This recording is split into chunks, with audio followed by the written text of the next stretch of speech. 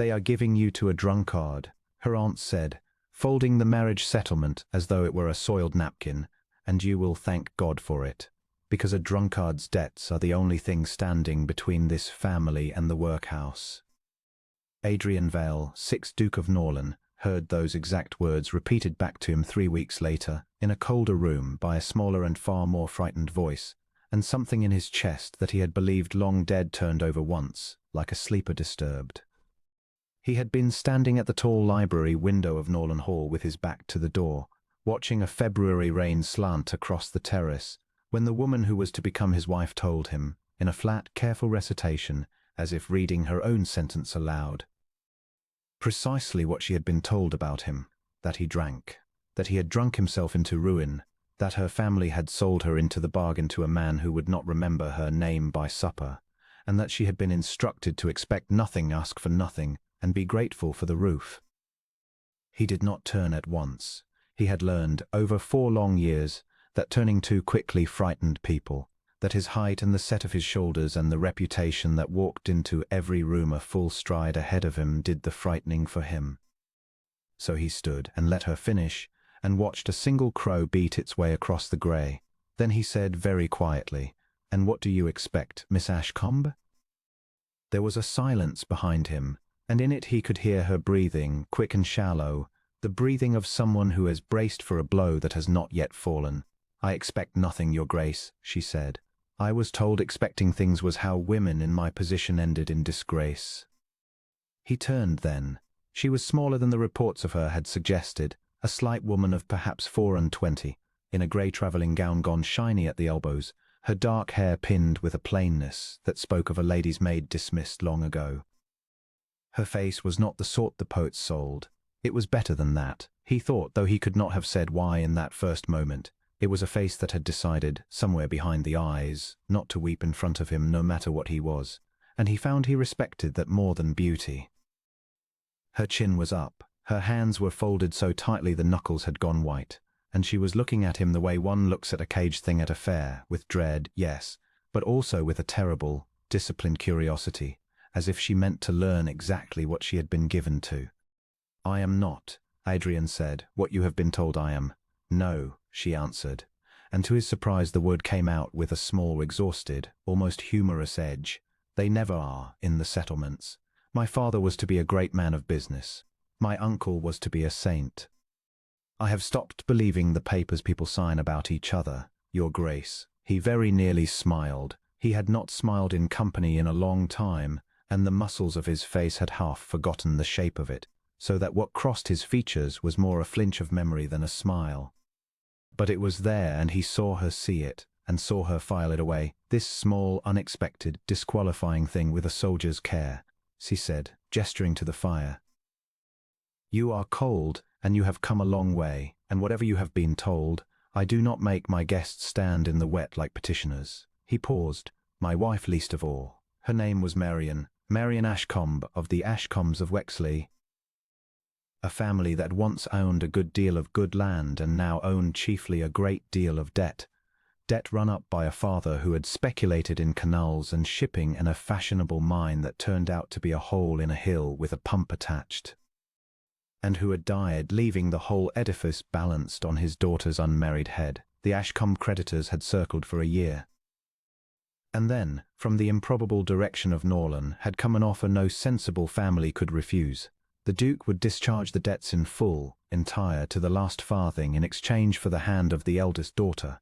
It was, on its face, an act of insane generosity, and the only explanation that fit, the only explanation the whole county reached for gratefully, because it let them keep their comfortable picture of the world, was that the Duke of Norland was so far gone in drink that he no longer knew or cared what he bought with his money. Adrian knew what they said. He had let them say it. That was the part none of them understood, that he had let them. He rang for tea and watched her drink it, and he did not touch the decanter on the sideboard, which she plainly noticed and plainly did not believe, and he thought, "She will believe I have hidden it somewhere," poured it into the ink, drunk it before she arrived. "She has been told a story about me, and the story will explain everything she sees, and it will take more than one afternoon of an untouched decanter to unwrite it. He had lived inside other people's stories about him long enough to know how they worked. A man who is said to drink cannot be sober. He can only be sober yet. His steadiness becomes suspicious. His silence becomes brooding calculation. His generosity becomes the reckless spending of a soul already lost. There is no evidence a man in his position can offer that the story cannot swallow. Adrian had stopped offering evidence years ago. You will have your own rooms, he told her. The east wing, which has the morning light. Mrs. Pauncefort keeps the house and will show you everything and answer to you as she answers to me. You will have an allowance of your own, paid quarterly, that no one, not I, not any man of business, may touch. You will not be asked to entertain, for I do not entertain. And you will not be troubled. He let the last word sit, and saw her understand it, and saw the faint, involuntary loosening of her shoulders that told him how much she had feared its opposite. This is a marriage of settlement, Miss Ashcombe. Your family's debt is paid. It was paid the day you crossed my threshold, whatever you decide of the rest. You are not a purchase. You are a guest who has agreed to bear my name. She looked at him for a long moment over the rim of her cup. Why? She said.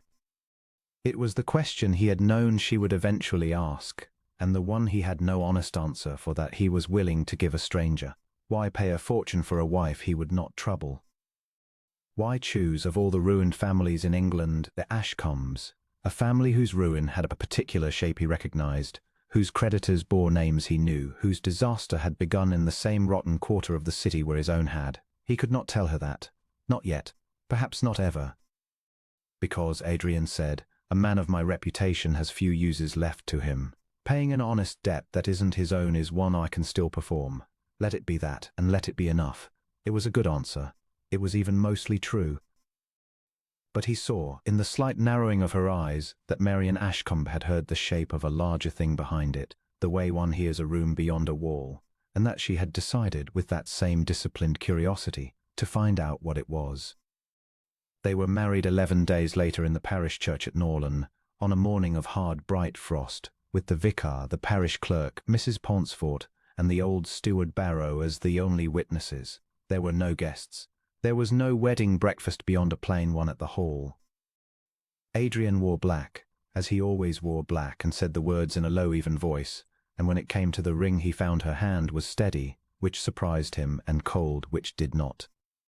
Afterward, in the carriage, she looked out at the frozen fields and said nothing, and he did not fill the silence, and there was something almost restful in that, in being beside a person who did not chatter to cover her fear. He gave her the east wing and the allowance and the freedom of the house, exactly as he had promised, and then he did the thing he had done every day for 4 years. He withdrew. Norland Hall was a great grey pile of a house, 3 centuries in the building, with a park that ran to a mile in each direction and a wall around the whole of it, and Adrian lived in perhaps 1/10 of it. He had a study, a bedchamber, the library, the stables, and the long east terrace where he walked at dawn. The rest, the state-rooms with their sheeted furniture, the gallery of veiled dukes glaring down out of their frames, the ballroom that had not been lit in half a decade, he let stand empty. Servants moved through it dusting things no one saw. He had reduced the household to those who could be trusted, and the ones who could be trusted were the ones who had known the truth from the beginning and had, out of loyalty or love or their own quiet decency, agreed to say nothing. For the truth was this, and it was not the truth of the settlements. 4 years earlier, Adrian Vale had not been a drunkard.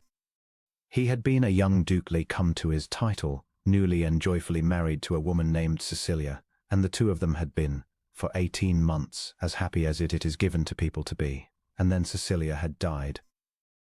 She had died on a wet March road when the coach carrying her home from her sister's overturned on a flooded ford, and the coachman had been drunk, and the accident had made every paper, and in the swimming, drowning grief that followed, Adrian had done a thing he had come, in the years since, both to understand and never to forgive.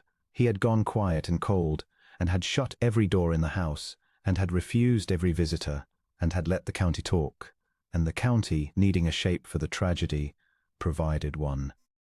It was said, first as a whisper, then as a certainty, that the coachman had not been the only man drinking that night, that the Duke had sent his wife home in a coach he had made unsafe, that his grief was really guilt, and his seclusion really shame, and his refusal to be seen the natural hiding of a man who had drink on his own hands. It was a lie. Adrian had not touched wine that night or any night before it. He did not, as it happened, drink at all, and never had, a fact so quietly true of him that no one thought to check it because it made a worse story. But the lie was more satisfying than the truth. The truth was only that a good woman had died on a bad road because a hired man had been careless. The lie had a villain and a moral and a delicious little frisson of the great brought low, and so the lie was the thing that took root and grew. He could have fought it. In the beginning, Barrow had begged him to fight it, to bring an action, to make the coachman's history public, to let physicians and the servants and the innkeeper along that road swear to what they had seen, which was a sober duke pulling his dead wife from a river with his own hands. But Adrian had been past fighting. He had wanted, in those first black months, only one thing, and that thing was to be left alone. And he had discovered, this was the terrible, seductive part, that the lie gave him precisely that. Grieving duke invites visitors, condolences, matchmaking mamas, the whole crushing machinery of a society that cannot bear a man to suffer in peace. But a drunkard, a disgraced and dissolute duke sunk in his cups behind a locked gate, that man they leave alone. They cluck and they gossip and they cross him off their lists and they do not come. The reputation had been a wall, and behind the wall he had been able, at last, to grieve without an audience, so he had let it stand. Year on year he had let it stand, until it had grown over him like ivy over a ruin, until the man and the story had fused so thoroughly that even he sometimes forgot there was a difference, and the world outside the wall of Norland believed to a soul that the Duke of Norland drank. He did not correct them. He had made a bargain with the lie. It gave him solitude, and in exchange he gave it his name. What he had not reckoned on, what he could not have reckoned on, standing at that library window in February with the rain coming down, was that the settlement he had arranged for reasons of his own would put inside his walls a woman who did not care for solitude and had never in her life left a puzzle unsolved. He had bought, he thought, a name to give and a debt to pay. He had not meant to bring home a witness. That first week he saw her scarcely at all.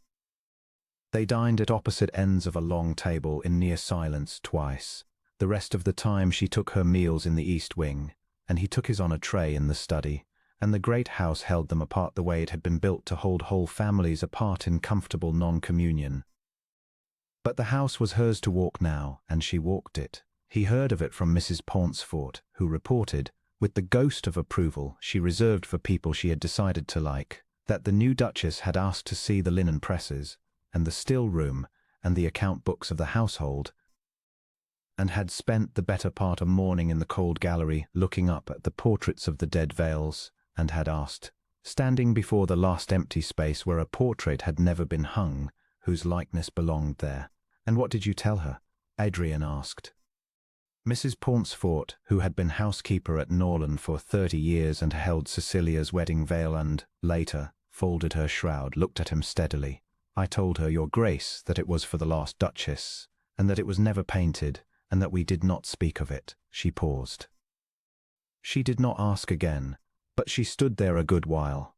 Adrian said nothing. He went to the window. The rain had stopped, and a thin sun lay on the wet terrace, and out on the gravel, small in the distance, he could see the grey figure of his wife walking the long path between the yews with her head bare and her hands behind her back, in the manner of a person thinking hard about a thing she has not yet been given permission to understand. The days that followed the wedding settled into a shape the way water finds its level, and the shape was distance. Adrian rose before light, as he had for 4 years, and walked the east terrace in the dark and the cold until the sun came up grey over the park. And then he took his breakfast alone in the study and gave Barrow his instructions for the estate and read, and answered the small unavoidable correspondence of a dukedom, and did not think, if he could help it, about the woman in the east wing whose lamp he could see, sometimes, burning late across the dark bulk of the house when he could not sleep. He had told himself the distance was a courtesy. He had brought a frightened woman into his house, a woman who had every reason to believe him the monster of the settlements, and the kindest thing he could do, the only decent thing, was to be as little present in her life as the arrangement allowed. Let her have her rooms and her allowance and her freedom, and let the great house hold them apart, and in a year or two, when she had learned he was harmless, perhaps they might dine together without the whole length of the table between them. He was patient. He had learned patience the hard way. He could wait. What he had not accounted for was that Marian Ashcombe was not, by nature, a woman who waited to be sought. She had spent her life in houses where she was overlooked, and had learned in them not resignation, but a kind of quiet forward motion, a habit of going toward the thing that needed doing rather than standing back until she was asked. And so it was she who closed the distance, in small deliberate steps over the first weeks, so gently that Adrian was halfway across the gap before he understood the crossing had begun. She began with the library. He came down one grey morning and found her already there, in the far corner, with a book, and she looked up and said, "Mrs. Pauncefort told me this was the one room of the house you never lock, Your Grace, and I confess I have been starved for books. My father sold the last of ours to the bailiffs. If I am in your way I will go." "You are not in my way," Adrian said, and meant it as a courtesy, and discovered, over the following hour, that it was simply true. She read quietly. She did not chatter. She did not require to be entertained. She sat in the far corner with a volume of some old traveller's account of the northern roads and turned the pages, and Adrian worked at his correspondence, and the silence between them was not the strained silence of the dinner table, but something else, something almost companionable.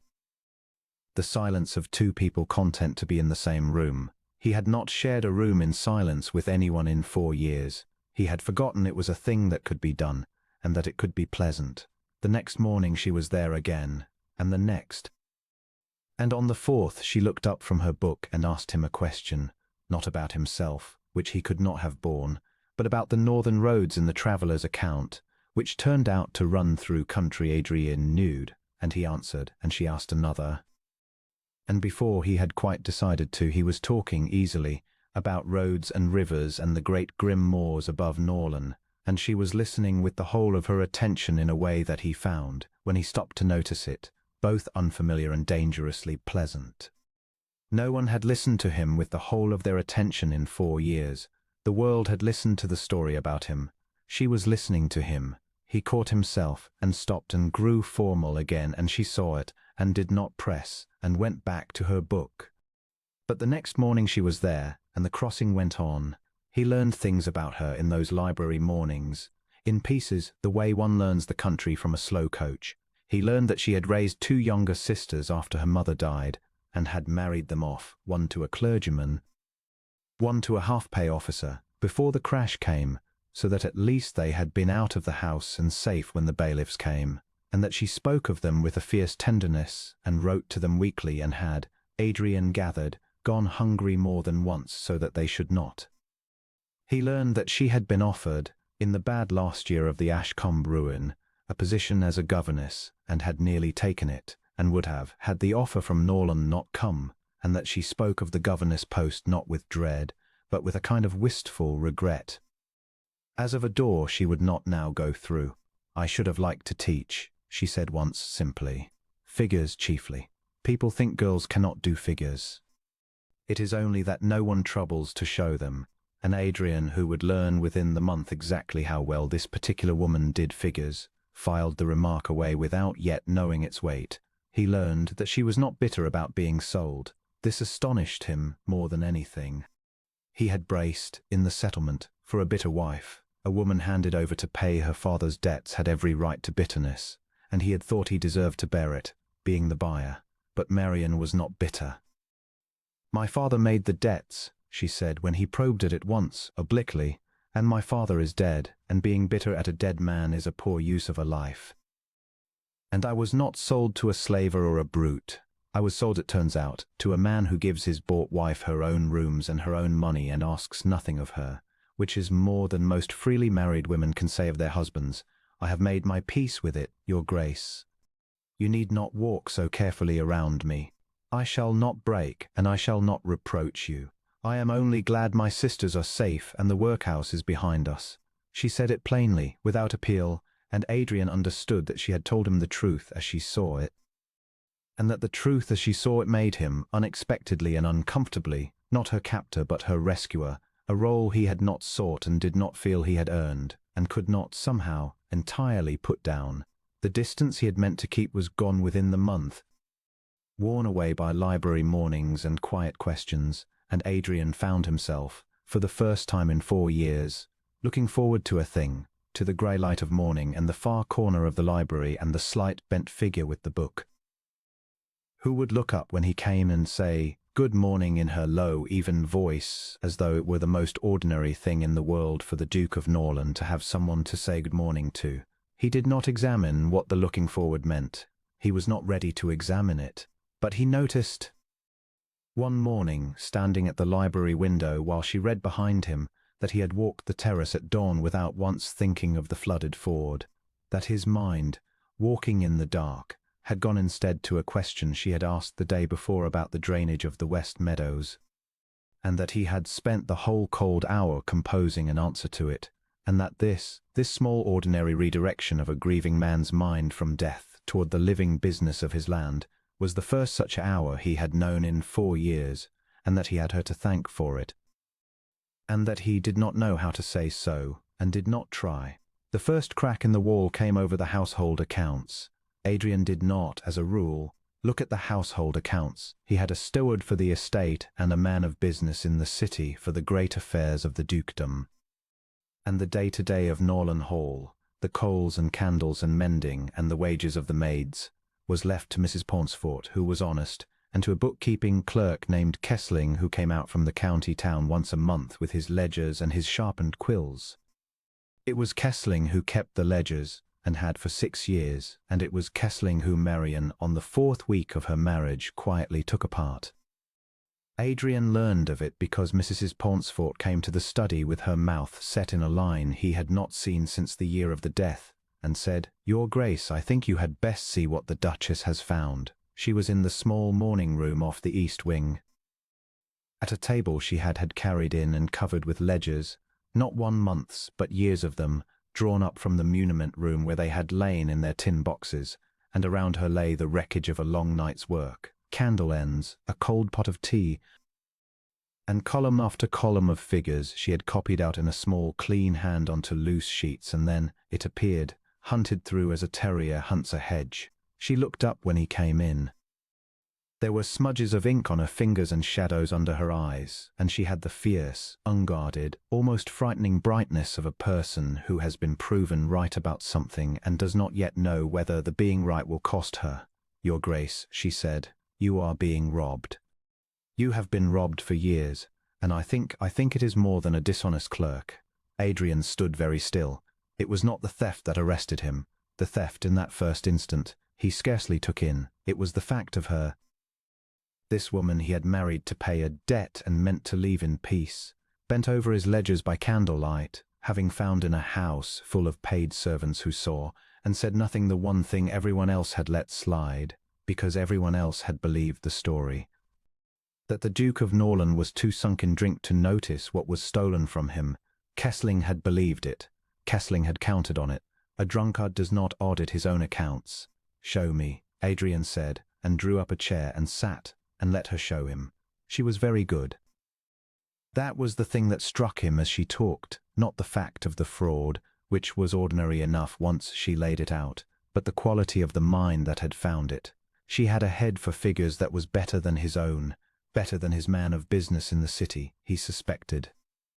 She had grown up, she told him without self-pity, keeping her father's books, because her father could not keep them himself, being a man who preferred the grand gesture to the reconciled column, and she had learned the whole grammar of ruin at his elbow before she was 16.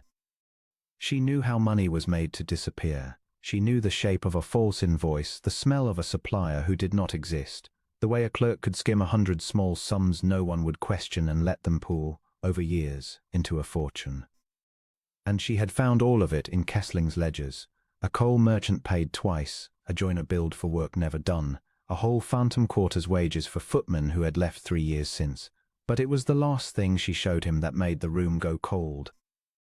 "This," she said, and put her finger on a line and looked up at him, and he saw that she had understood the danger of it before she spoke. "The sums do not stay with Kessling. He skims, yes, a clerk's greed, a few hundred a year. But the large sums, the ones that matter, they are paid out to a house of business in the city, Threlfall and Marsh. And they are paid as debt service, your grace, as though you owed them money, as though there was some old mortgage or bond of the estate being quietly serviced out of your household coals. There isn't. I have been through the estate papers Barrow lent me. There is no such debt. You owe Threlfall and Marsh nothing, and yet for 6 years your house has paid them, in small regular sums, a river of money, and no one has ever asked why, because she stopped. Because a drunkard does not ask why. Adrian finished for her, quietly. Say it. I have heard worse. She held his eyes. Because everyone was told you would not notice, she said. And so no one looked. Threlfall and Marsh. Adrian knew the name. He had known it before she said it. He had felt it coming down the length of the sentence, like a coach out of fog. Threlfall and Marsh were the men of business who had handled the affairs of his late wife's family, the Hartleys, and who had also, he now recalled with a slow, cold gathering of the pieces, handled a certain set of speculations in canals and shipping and a fashionable mine that turned out to be a hole in a hill with a pump attached. He looked at Marian Ashcombe across the ruin of her long night's work and understood, all at once and completely, that the reason he had chosen her family from among all the ruined families in England was sitting in the same ledger as the reason his own house was being bled, and that she had found the connection before he had told her there was one to find. Miss, he began and corrected himself, for she was his wife now. Marian, the house that ruined your father, Threlfall and Marsh, do you know it? Something moved across her face, the particular pallor of an old wound touched. I know it, she said. They held my father's affairs. They advised the mine. When it failed, they were the first of the creditors to call, and the loudest, and my father died owing them more than any other man in England. Her jaw tightened. My aunt used to say the Ashcombes were ruined by their own folly, and God knows there was folly. But I never understood why the folly was always steered in one direction, why every scheme that sank had the same men rowing the boat. She looked at him. You knew. That is why you chose us. That is why the Duke of Norland, of all the ruined families in England, paid the debts of the Ashcombes. He had meant to keep it from her. He saw now that keeping it from her had been a fool's project from the moment she opened her first ledger. There is a kind of person from whom the truth cannot be kept, not because they are clever, though she was clever, but because they cannot help but see, and having seen cannot help but say, and having said cannot be made to unsee. He had married one of those. And he found, to his own surprise, that he was glad of it. He had carried the thing alone for a long time. Yes, Adrian said. I knew, or I suspected. Sit, and I will tell you, and then you will understand why what you have found tonight is dangerous, and why you must be very careful, and why I have lived 4 years behind a wall of my own building. He drew a breath. But first you must know the shape of me, Marian, because the story of Threlfall and Marsh is bound up in it, and you have been living in a house whose master you do not know. You were told I drink. Yes, I do not drink, Adrian said. I have never drunk. Not wine, not spirits, not once in my life. A small, dull, unfashionable temperance, inherited from a temperance mother and never worth a word to anyone. On the night my wife died, I was as sober as I am now. The coachman was drunk. The road was flooded. The coach went into the ford and my wife drowned before I could reach her, and I carried her out of the water with my own hands, and there were men on that road who saw it, sober men, an innkeeper and a surgeon and a farmer, who would swear to it now. He said it evenly, because the only way he had ever found to say it was evenly. And then a story was made that I had been drinking, that I had killed her, that my grief was guilt. I let the story stand. I wanted to be left alone, and the story left me alone, and I have paid for that peace every day for 4 years without once, until tonight, understanding the whole price of it. He looked at the ledgers. Because I think, Marian, that someone made that story. I think it did not simply grow. I think there was a hand behind it, and I think the hand and the house that has been bleeding my accounts, and the house that ruined your father are the same hand. And I think you have just found the first thread of it. And I think that if the men who own that thread learn you have pulled it, you will not be safe. She was quiet for a long moment. Then she said, with a steadiness that undid something in him, then we had better pull it carefully. We. He noticed the word. He suspected she had chosen it on purpose. After that night the shape of the house changed. Though no one but the two of them and old Barrow would have marked it, they began to work together. It happened without either of them declaring it, the way weather changes without announcement. One morning Adrian came down to the library and found her already there with the tin boxes open and a fresh pot of tea for two on the tray, and he sat and they worked, and it was understood. He had lived alone inside his grief for 4 years, and had believed the aloneness was the point of it, the fitting thing, almost the honoring thing, and he discovered now, sitting across a table from a woman who passed him a corrected column without looking up, that a grief shared thins to something a man can carry, and that he had been carrying his in the heaviest possible way for no reason, but he had not known there was another. She was careful, as she had promised. She said nothing of what she had found to Kessling, who came out on his monthly day and bent over his ledgers with his sharpened quills exactly as always, oiling his numbers. And Marian sat with her needlework in the corner of the room and watched him with a mild, pleasant vacancy that would have deceived Adrian himself had he not known what lay behind it. She let Kessling believe the Duchess was a decoration. She let the whole county, through the servants who talked in the county town, believe the Duke's new wife was a poor plain-bought thing who kept to the east wing and troubled no one. And meanwhile, quietly, by candlelight, she built the case, copied the false invoices, traced the phantom suppliers, matched the payments to Threlfall and Marsh against the dates, drew the whole 6-year river of theft into a single fair document in her small clean hand. And Adrian, for his part, did a thing he had not done in 4 years. He began to go out. He went at first only as far as the estate, to the home farms, to the tenants he had not visited since before the death, to the cottages that Barrow's careful stewardship had kept in repair, but that had not seen the Duke's own face in so long that the older tenants stared, and the children hid, and one old woman named Sarah Coyne, who had been his nurse's friend when he was a boy, took his hand in both of hers at the door of her cottage and wept, and said, "We heard such things of you, your Grace. We heard you had gone to the bad. And here you are, and you have the same eyes you had as a little lad, and there's no drink on you at all." And Adrian, who had not been touched with simple, uncomplicated kindness in 4 years, had to stand a moment in the low doorway before he could answer her. He understood, as the weeks went on, what Marian had done to him. She had not argued him out of his solitude. She was too wise for that. She had simply given him something to do that mattered more than his solitude, and the doing of it had drawn him, day by day, back out into the world he had walled himself away from. To clear the theft he had to go to the tenants. To test her figures he had to ride to the county town, once to the city. To prove Threlfall and Marsh had bled him he had first to be seen, to be sober in front of witnesses, to be, for the first time in 4 years, visibly, undeniably the man he actually was rather than the man the story said he was.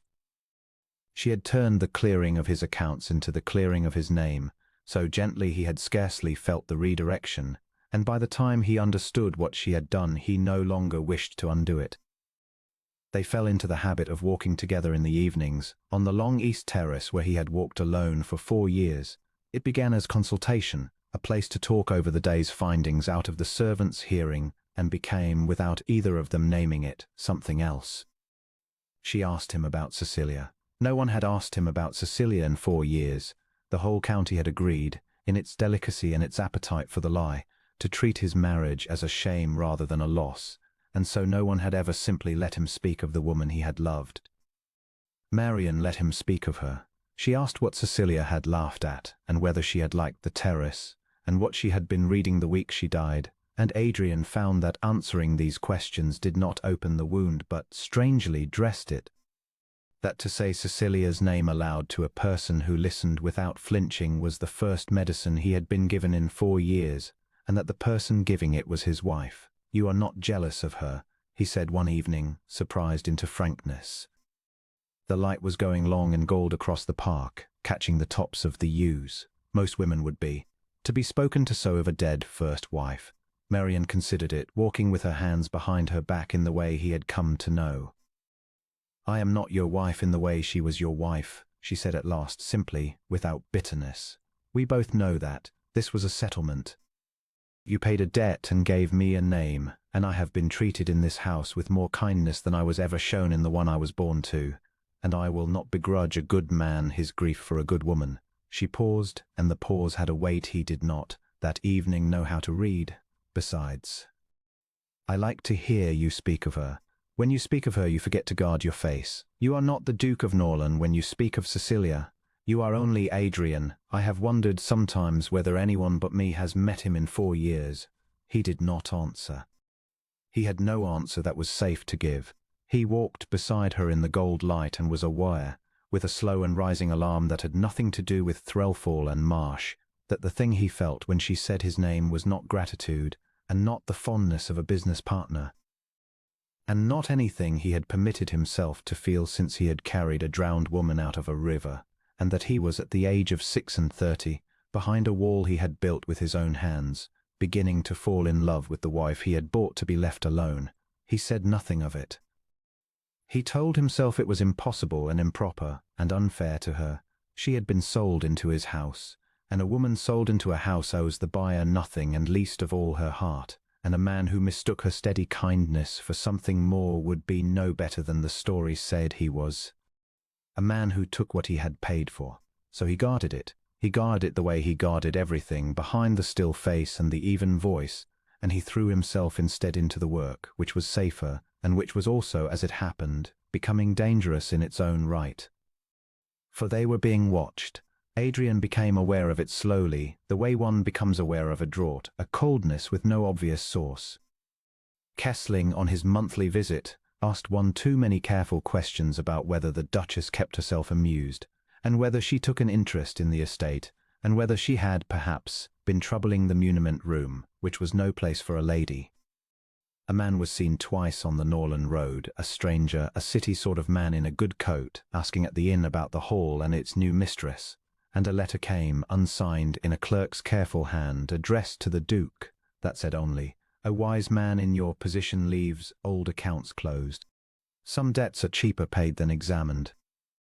It was a threat, and a clumsy one, and Adrian burned it and said nothing to Marian, because he did not want to frighten her, and then, because he had learned by now what she was, he told her, because she would have found out he had hidden it, and she deserved better than a husband who managed her. "They know," she said, reading the ash in the grate more than the words, for he had described the letter to her, "or they suspect. Kessling will have written to the moment he smelled it on me." She was quiet. "How much can they do to us, Adrian?" He did not soften it. "A great deal," he said. "They are men of business with a long reach, and I begin to think no scruples at all. If they have carried on this fraud for 6 years, and if they had a hand in the story that ruined me, and I believe now that they did, I believe the whole thing was made, that a coachman was got drunk on purpose, and a lie put about on purpose, because a ruined duke behind a wall is a duke who does not audit his accounts, then they have already shown they will do a great deal, and to worse than us. We are not fighting a dishonest clerk. We are fighting men who murdered my wife's peace and my own name for 6 years of stolen money, and who will not stop at a threatening letter if the letter fails." Marian had gone very white, but her chin was up, in the way he had come to love. "Then we must be quicker than they are," she said, "and cleverer, and we must get the proof out of this house and into the hands of someone who cannot be bought, before they decide that the cheapest way to close the old accounts is to close us." The work of building the case was slow and dangerous, and it taught Adrian a great deal about the woman he had married. They could not simply confront Kessling, or dismiss him, or seize his ledgers. To do any of those things was to warn Threlfall and Marsh that the drunkard behind the wall had, impossibly, begun to count. So they let Kessling come month after month, and skim his petty hundreds, and carry the large sums off to the city as debt service on a debt that did not exist, and Marian sat in the corner with her needlework and her mild pleasant vacancy, and copied in her head the figures he entered, and checked them at night against the record she was building. A slow, patient accumulation of proof that no one, watching the poor bought Duchess drift about the East Wing, would ever have guessed at. It was cold work and lonely, and it would have broken the nerve of most people, Adrian knew. It did not break Marian's. She had, he came to see, a particular kind of courage that he had not met before and could not have named until he watched it at work. Not the hot courage of the battlefield, which spends itself in a moment, but a cold, slow, patient courage that could keep a secret for months, and smile at a thief across a room, and go on smiling and counting, day after careful day, without once letting the smile slip. She had learned it, he supposed, in the long, slow ruin of her father's house, where the daughter who saw the crash coming had to keep her face pleasant at the dinner table, while she watched the family sail onto the rocks, because to say aloud what she saw would have changed nothing and cost her everything. She had learned to see, and to say nothing, and to wait. And now she turned that hard-won patience upon the men who had, though she did not yet know the whole of it, taught it to her in the first place. Adrian's own part was harder in its way, because it required him to do the thing he had not done in 4 years, to be seen. To prove the fraud, he had to establish, past any doubt, that the debt Threlfall and Marsh claimed to service did not exist, and that meant reconstructing the whole financial history of the estate, going back through the muniment room, and more than once, riding out to establish a fact that only the sight of the land or the word of a living witness could establish. He rode to the far tenancies. He rode to the county town, to the offices where the old conveyances were enrolled. He rode, once, the whole grim day's journey to the city itself, to sit in a lawyer's chambers and go through the deeds of the Norland estate with a clerk who kept glancing up at him, at the famous drunkard Duke, and finding, to his visible confusion, a grave, sober, upright man asking sharp, exact questions about securities and reversions. Each of those rides cost Adrian something, and gave him something back. The cost was the being seen, the widening eyes, the whispers, the 4-year-old story walking ahead of him into every room. The gift was that, ride by ride, the story began, in small ways, to fail. A man who has heard that the Duke of Norland is a hopeless drunkard, and who then spends an afternoon watching that same Duke question a clerk with cold, precise sobriety about the reversion of a manor, goes home with a small crack in the story. He does not, perhaps, disbelieve it altogether. The story is comfortable, and the county holds it in common, and one afternoon is only one afternoon. But the crack is there, and Adrian, riding home in the dark from another such afternoon, understood that Marian had known this would happen, that when she turned the clearing of his accounts into a task that could only be done in the light, in front of witnesses, she had known that the light itself would begin to do to the lie what 4 years of hiding had let it do to him. She had not told him so. She had simply arranged the work in the only way it could be done, and let the doing of it heal him, and let him think, if he liked, that the healing was an accident. "You are managing me," he said to her one evening on the terrace, without heat, half a complaint, half a wonder. Marian did not deny it. "I am managing the case," she said. "You are inside the case. If you feel managed, your grace, it is because you have been standing so long in one place that any motion feels like being pushed." She walked a few steps in silence. "I will make you a promise. I will never manage you about anything that is truly yours to decide, but I will not stand by and let a good man rot behind a wall out of a grief the wall was never going to cure, when the very same work that clears his accounts can clear his name, if only he will do it in the daylight. That is not managing, that is arithmetic. The same act spent one way buys you nothing, spent the other buys you back your life. I merely pointed out which way the sum came out larger." She glanced at him, and there was in the dusk the ghost of a smile. "I have always been good at pointing out which way a sum comes out larger.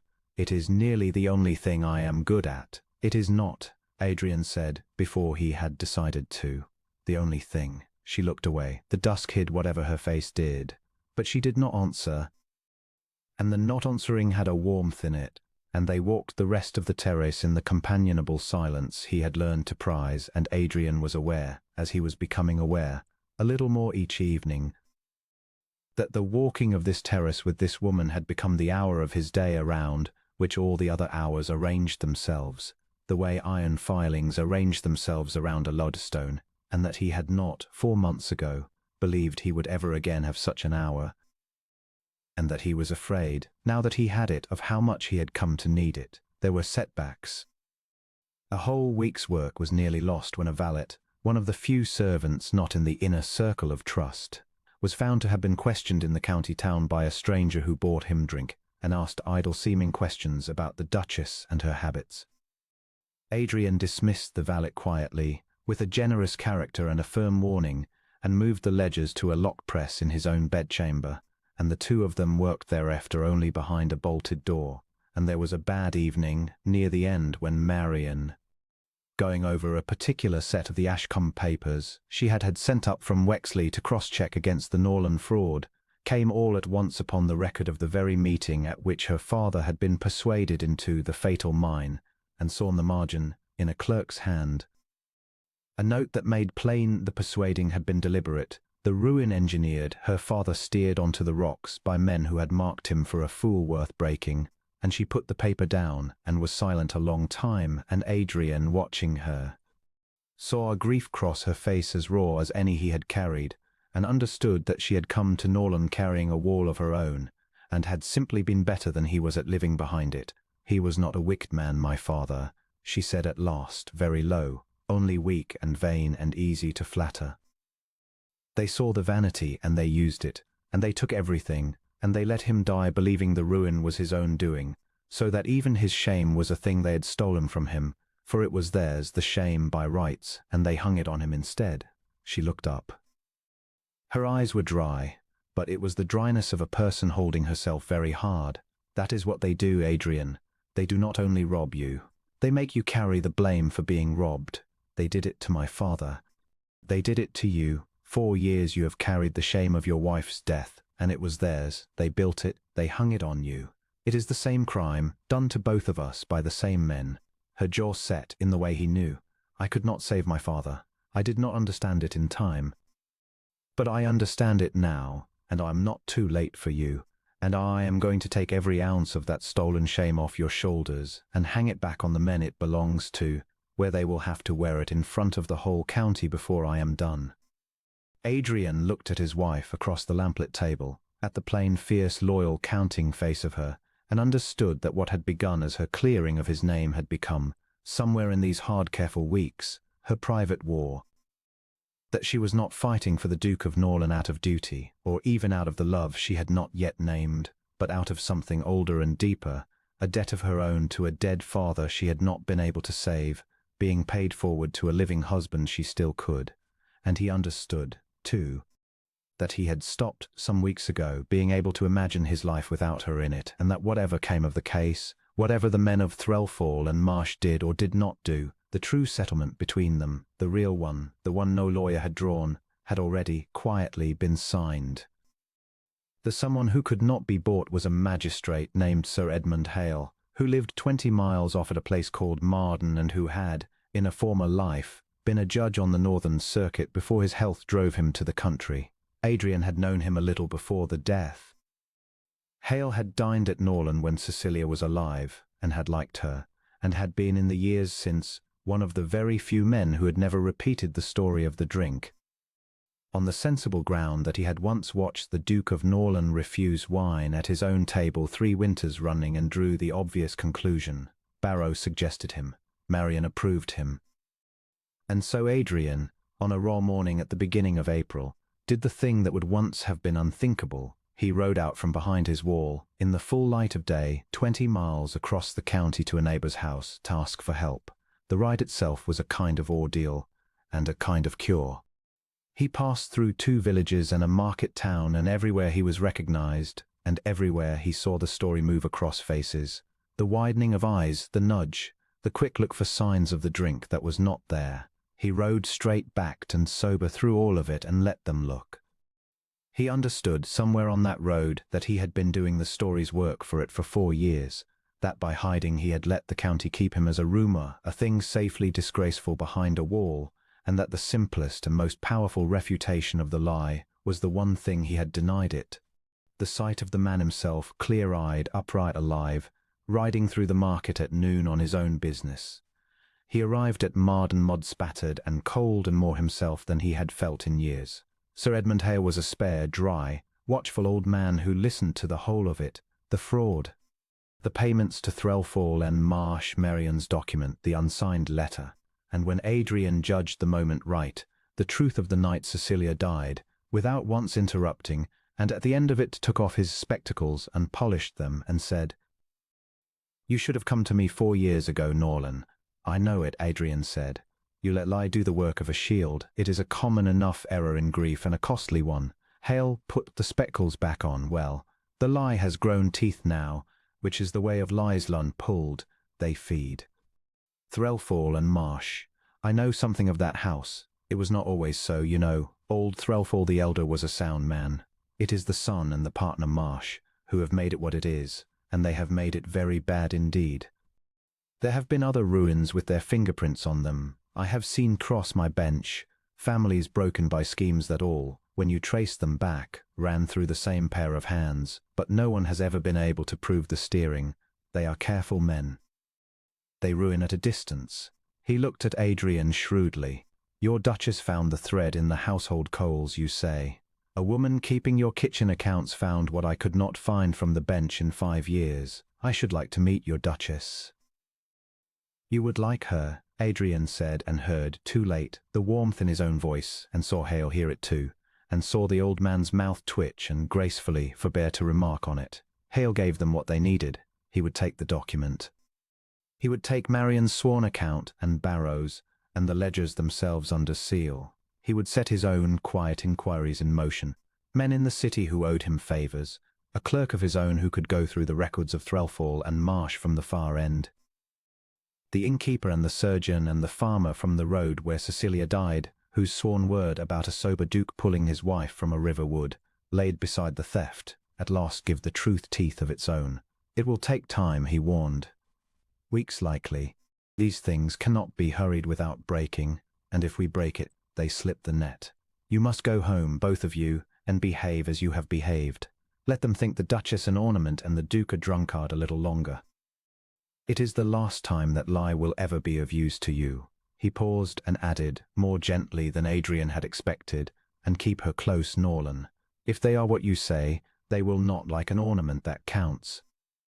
Adrian rode home in the dark with his mind full of the work, and found that under the work, quietly, insistently, ran the other thing, the thing Hale's shrewd forbearance had brought to the surface, and that he could no longer entirely pretend it was not there.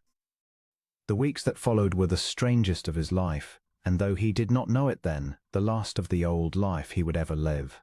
Outwardly nothing changed. Kesling came and went. The fraud rolled on undisturbed, because they had agreed to let it roll rather than tip their hand. The county kept its story. But inside the wall of Norland spring came, and the park greened, and the two of them lived in a suspended, waiting curiously happy time.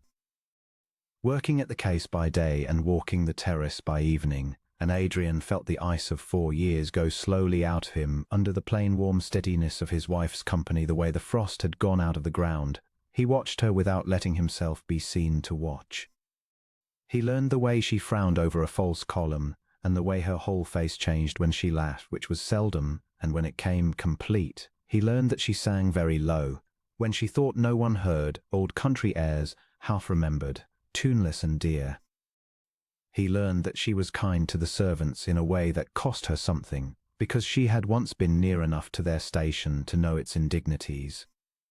He learned that she was braver than he was, that she had walked into a strange house to a husband she believed a drunkard with her chin up, and had never once, in all the weeks since, asked him for the smallest reassurance about her own safety, though she had every reason to fear for it. He learned, in short, the whole grammar of her, the way she had learned the grammar of ruin at her father's elbow. And the learning undid him completely, and he said nothing, because he had promised her a settlement, and he would not be the man who took more than he had bargained for. It was Marian who broke it, in the end, as she had broken everything else, the accounts, his solitude, the wall. They were on the terrace. It was late in April, and the light hung long and green gold, and he had been telling her, at her asking, some foolish thing about Cecilia, and had stopped, because he had realized he was smiling, and had grown suddenly ashamed of smiling, as though it were a betrayal of the woman he spoke of, and Marian had watched the shame come down over his face and had said, quietly, "You are allowed to be happy, Adrian. She would not have wanted you walled up for 4 years with a lie for company. No good woman would. You did not know her," he said, not unkindly. "No," Marian agreed, "but I know you. And a man who could love a woman the way you loved her is not a man built to live alone. You have been trying to. It has nearly killed you. I have watched it nearly kill you this spring, a little less each day as you came back out into your own life. She stopped walking. The green light was on her plain dear face.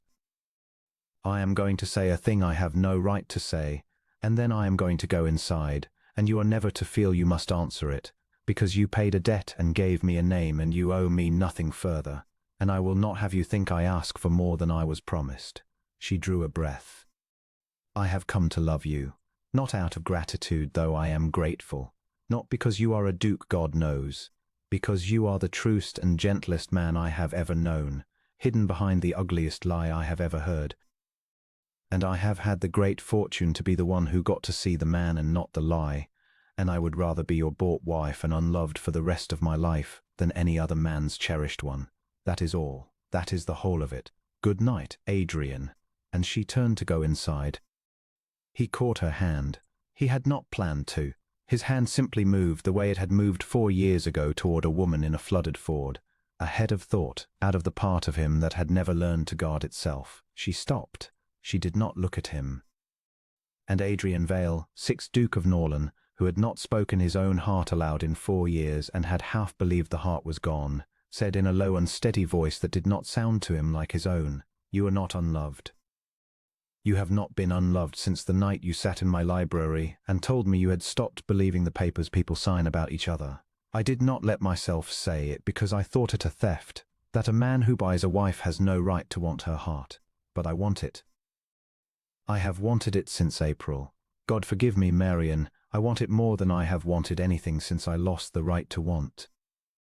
She turned then and looked up at him, and there were tears standing in her eyes, but her chin was up in the way he loved, and she said, "You have not lost the right to want. You never lost it. They only told you that you had, and you believed them the way you believed all the rest." He kissed her. Then, in the long green light of the terrace, with a gentleness that shook them both, a first, unhurried, bargained kiss, the seal on a thing that had been growing quietly all spring, and the wall that had stood 4 years around Adrian Vale came down at last.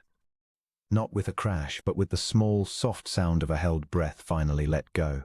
In the fortnight after the terrace, the fortnight of the strange, bright, married happiness, Adrian discovered a great many small things he had forgotten a life could hold. He discovered that it was possible to be glad to wake.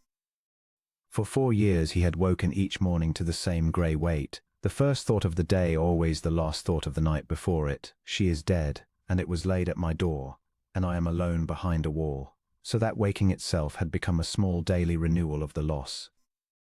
Now he woke, and the first thought was not of the ford, but of the woman a room away, and the day ahead had a shape he wanted rather than one he only meant to endure, and he lay in the grey light before dawn and found, to his own astonishment, that he was smiling at the ceiling like a boy, and that the smiling did not shame him, because Marian had told him he was allowed to be happy, and he had, after long practice at disbelieving kind things said to him, begun at last to believe it. He discovered that she came down to breakfast now, and that breakfast, which for 4 years had been a tray in the study and a stack of correspondence, had become an hour he looked forward to more than any board of state, the two of them at one end of the long table, the morning light coming in, Marian reading out the absurdities of the county paper in her dry level voice, and Adrian, who had not laughed aloud in 4 years, discovering that the muscles required for it were, like the muscles of the smile, only rusted and not gone. She had a wicked quiet wit that she had kept hidden all through the careful months of the case, unfurling it only now, in safety, and Adrian found it one of the great pleasures of his life to be surprised by it across the marmalade of a morning. He discovered that she liked the stables and new horses, having grown up around good ones before the good ones were sold, and that she rode, though it had been 3 years since she had had a horse to ride, and so he gave her one, a gentle-mouthed grey mare, named for no reason anyone could recall Constance, and the two of them took to riding out together in the long light of the late spring evenings, over the home farms and up onto the lower slopes of the moor, and it was on those rides, more than anywhere, that the last of the ice went out of him. There is a particular ease that comes of riding beside someone through country you both love, in good light, with no need to speak, and Adrian, who had ridden alone for 4 years, found in that shared ease a healing deeper than words. and understood that grief is not talked away but lived away slowly by the accumulation of ordinary good hours, and that Marian had been quietly manufacturing him such hours, one after another, since the morning she first sat down in the far corner of his library with a book. He discovered, too, that the servants were different around her and around him because of her. The inner circle who had kept his secret for 4 years, Barrow, Mrs. Pauncefort, the old grooms and the faithful few, had loved him through his ruin, but they had loved him the way one loves an invalid, with a careful sorrowing gentleness that was its own kind of prison. Marian loved him without sorrow briskly, as one loves a living man with a life ahead of him, and the servants took their cue from her, and the house began to lose the hushed sick-room air it had carried since the death.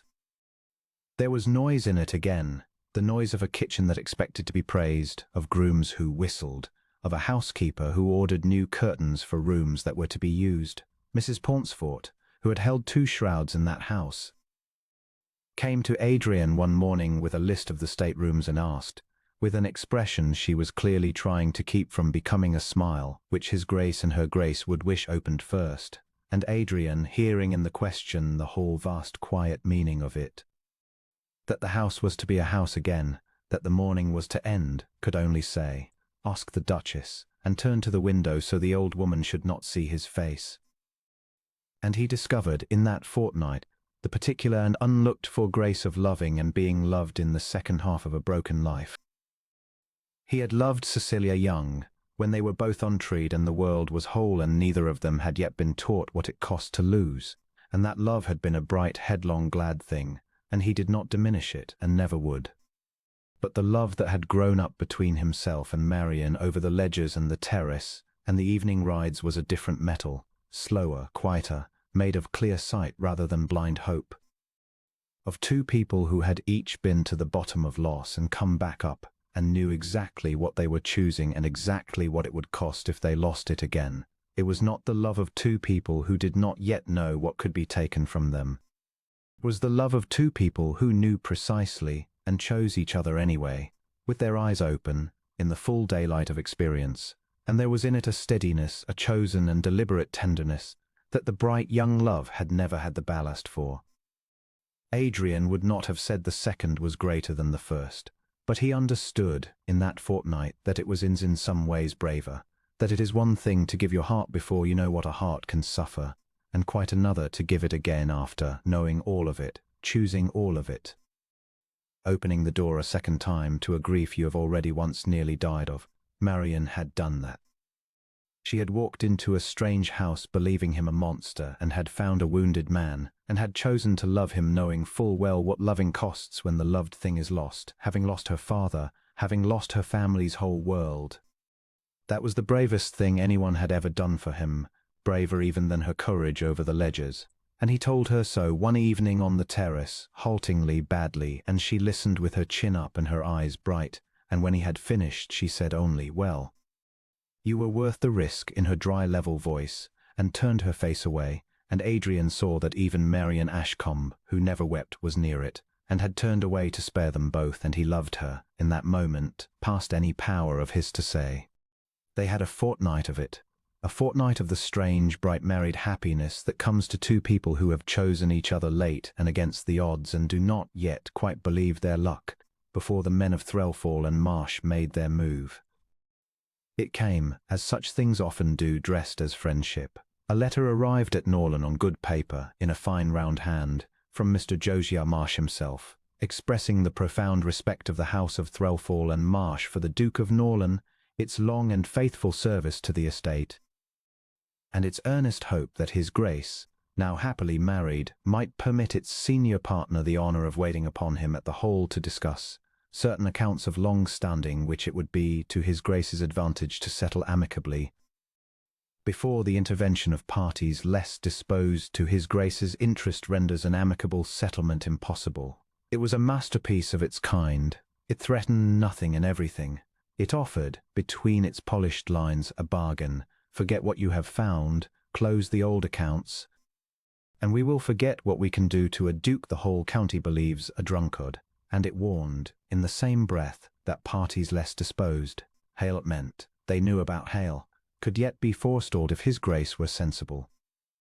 They had moved faster than Adrian had feared and slower than Marsh believed, for Hale's quiet inquiries were further along than the men of business knew. But the letter told Adrian one thing that turned his blood cold. They knew Marian had found them, and they had decided she was a problem, and they were coming to Norland. He rode to Marden that same night, alone, through the dark, and found Sir Edmund Hale still up over his own inquiries, and the two men sat until dawn with the candles guttering and made their plan. Hale's net was nearly ready to draw, the city clerk had found. In the buried records of Threlfall and Marsh, the twin of Marian's document, the far end of the same river of theft, and better than that, he had found a thing neither of them had dared hope for, a set of old memoranda in Marsh's own hand, from the very month of Cecilia's death, in which the ruin of certain inconvenient noblemen was discussed as a matter of business, and in which the phrase "a drunkard behind a wall audits nothing" appeared in Marsh's writing, black on white, 4 years before Adrian himself had ever thought to say those words aloud. It was proof, not merely of the theft, but of the lie. Marsh had not simply exploited the story of the Duke's drinking. The memoranda showed the house of Threlfall and Marsh had helped to make it, had put money in the right pockets in the county town, had fed the whisper, had arranged, God alone knew how, for a coachman to be drunk on a wet March night, all so that a rich and inconvenient duke would seal himself behind a wall of shame and leave his accounts unwatched for the plundering. We have them, Hale said, in the grey dawn.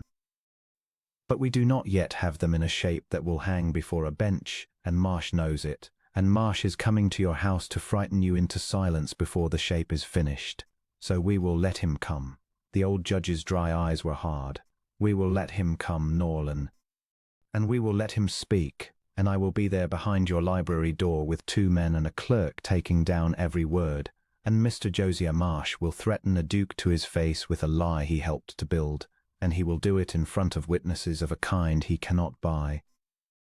And then we will have him in a shape that will hang. Set the trap, bait it with yourself, and keep your duchess out of the room, because he is coming for her as much as for you, and a frightened man who feels his fraud collapsing is a dangerous animal.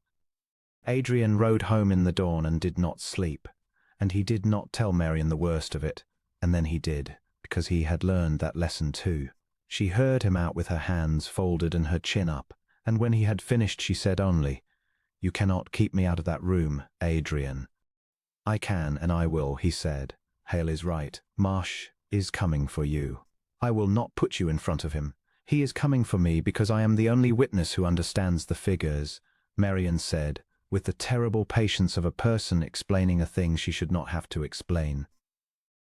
"You could not answer him on the accounts if he twisted them. You know the shape of the fraud, but I know its grammar, and if he lies about the numbers in that room, there is only one person in this house who can catch him lying while the clerk's pen is still wet. I did not spend 3 months building this to be sent to the East Wing while men decide my father's ruin and your name over my head. I have been sent to other rooms all my life while men decided my fate in the ones I was kept out of. I will not be sent from this one." Her voice did not rise. It never rose. "You married a woman who counts, Adrian. Let me count." And he, who had spent 4 years learning that the walls he built to keep people safe were the same walls that kept them small, looked at his wife, and understood that to shut her out of that room to protect her would be to do to her the very thing the lie had done to him, and he yielded. It was, he thought later, the truest thing he ever did for her. He let her into the danger she had earned the right to face. Josiah Marsh came to Norland on a bright, hard morning 3 days later, in a good coach with a good pair, dressed like the prosperous, respectable, entirely deadly man of business that he was, a smooth grey man of 50 with a soft voice and quick pale eyes that went round the great empty hall of Norland, pricing everything, the sheeted furniture, thus the neglect, reading in all of it the confirmation of his own story, a ruined duke, a mad drunkard behind a wall, a house going to seed for one of a sober hand. He had come to frighten a weak man. Adrian saw him arrive from the library window and understood that this was the last hour of the old life, and turned from the window, and found Marian beside him, pale, unsteady, and behind the library's inner door, silent, Sir Edmund Hale and his 2 men and his clerk with a fresh-cut quill. Whatever he says, Adrian murmured to her, however he baits us, we let him speak. We give him rope. We do not tip the trap. Can you sit through that? He will lie about your father to your face. I have heard men lie at my father to my face all my life, Marian said. This is the first time it will cost the liar anything. Let him come. Barrow opened the library door and announced, in a voice of magnificent flat contempt that the old steward had been saving up for 4 years, Mr. Josiah Marsh, your grace, and the smooth grey man came in, smiling, with his soft voice and his quick pale eyes, entirely certain that he was the cleverest and most dangerous person in the room, and entirely wrong. The darkest hour came 3 nights before Marsh was due at the Hall, and it came as the worst things do, through the thing Adrian had thought was already won. He had gone to Marden again in the evening, to settle the last details of the trap with Hale, leaving Marian at Norland with Barrow and Mrs. Pauncefort and the bolted press. He should not have gone alone, and he should not have gone at night, but the plan was intricate and the time was short, and he had ridden the road so often now that it held no fear of him. He was 3 miles from home, on the dark stretch where the road ran between high hedges below the moor. When they came out of the hedge, 2 men on foot with a rope run taut across the road at the height of a horse's chest, and Adrian's mare went down, and Adrian with hard, on to the frozen ruts, and before he had his breath back there was a boot on his chest and a voice above him, rough and hired and frightened, saying, "Nothing of yours we want, your grace, only a message. Leave the old accounts closed, and there's an end. Trouble the house of business, and next time it's not a rope across a road. He might have been killed there," and made to look a drunkard fallen from his horse in the dark. The old story would have swallowed even his death. He understood, lying on the frozen road with the boot on his chest. A sot breaks his neck riding home at night, the county would say, and shake its head and believe it. Because it had believed everything else. But they had been hired only to frighten, and they were frightened themselves, and after the one boot and the one message they went, back through the hedge and away over the dark moor, and left him lying in the ruts with a wrenched shoulder and a cut across his brow and his mare standing trembling in the road. He got up. He caught the mare. He rode home slowly through the dark with the blood drying on his face and a cold clear rage settling into him that was the steadiest thing he had felt in years, for they had made, in their frightened haste, a grave mistake. They had shown him that they were afraid, truly afraid, afraid enough to put a rope across a road and risk a duke's neck, and a man does not do murder to protect a fraud he believes safe. They had told him, with that rope, that Hale's net was closer to their throats than even Hale knew, and that the confession they meant to frighten out of the Duke was the last thing standing between them and ruin. He rode home not broken but confirmed, and by the time he came up the Norland Drive with the dawn just greying behind the house, the rage had cooled into resolve. But Marian, when she saw the blood, went white to the lips, and for the first time since he had known her, her steady courage failed. Not into weeping, but into a stillness worse than weeping, a fixed white stillness in which he could see her doing the arithmetic she had done all her life, the cold sum of what she stood to lose, and coming out, this time on the far side of it, at a number too large to bear. She cleaned the cut on his brow with her own hands, in the grey light of the study, and her hands did not shake because they never shook. But when it was done she stood a moment with her back to him at the window, and said, in a voice pressed very flat, "You could have died on that road." As she died, on a road at night, made to look an accident, made to look your fault. They would have said the drunkard fell from his horse, and I would have been the widow of a man the whole county believed a sot, with a press full of ledgers no one would ever credit, and she stopped. Her shoulders, which he had never seen anything but square, had come down. "I have been so careful. I have kept my face so pleasant for so many months, and it never once occurred to me, until I saw the blood, that I could do everything right, every column, every witness, and still lose. That the sum could come out right and I could still lose the one thing." She did not finish.